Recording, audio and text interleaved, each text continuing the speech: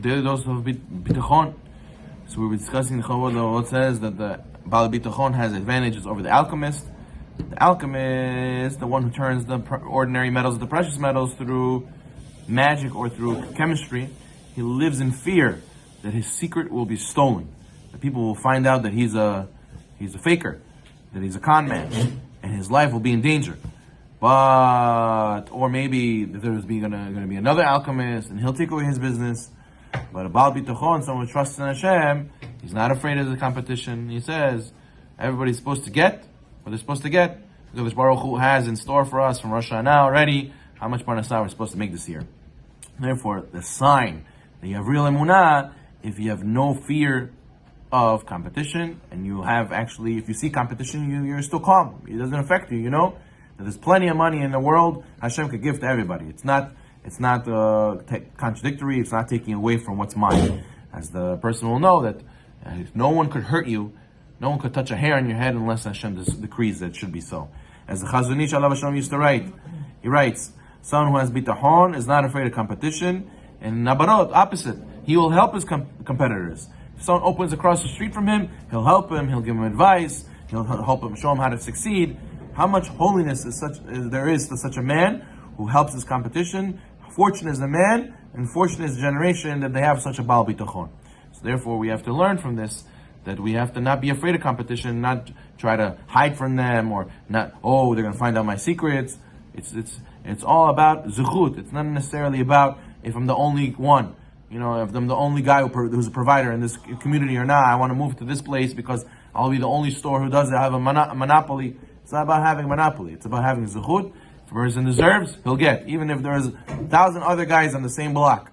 There's a whole districts in Manhattan, where it's fashion district, right, garment district, diamond district, and there's store after store after store after store, the same things. And everybody has parnassah. How? Because we have to have bitachon and realize that Kadosh Baruch Hu has already set aside for every single person what he needs. In 2019, there was a story in Brooklyn.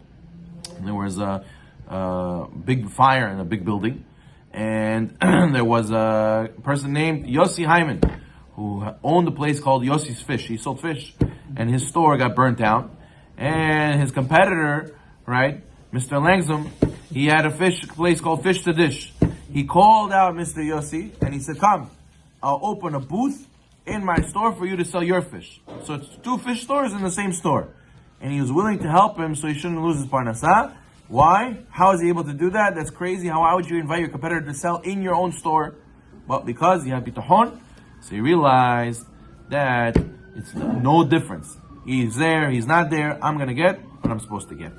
There was another story that he brings over here, is how there was a famous shasathon. Many organizations, they do a shasathon where they get a lot of men in the same room, and they all take 1 page upon themselves, and they learn that 1 page all together. But each person has a different page, so they finish the whole shas in an hour and a half, whatever it is, under one roof. So therefore, there was a person in there who saw 2 people learning, and he realized that they're fierce competitors. They're in the same industry, and they're so back and forth, competing to be on top. But yet, nonetheless, they come and they learn, and they're friends. They're chavruta. They were learning chavruta.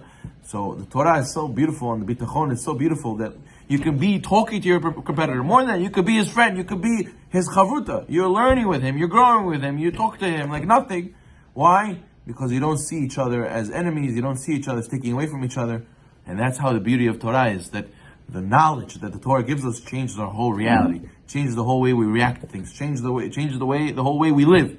You have 2 people who live very similar lives, and they end up ended up in 2 different places completely. Why? Because one had Torah and one didn't have Torah. One had bitachon and one didn't have bitachon. And therefore, that caused them to react to everything in their life completely different. They ended up in completely different places. It's all about just having the knowledge and implementing it as bitachon. So therefore, the next time you feel somebody's your competition, feel like, he might take the job from me, he might take the position from me, he might take away my business. Don't do that. Exercise your bitachon muscle, and by even not just accepting that there's competition, even offering help to your competition and saying, "B'zchut is hesed, Hashem will give me also." Baruch Adonai Olam.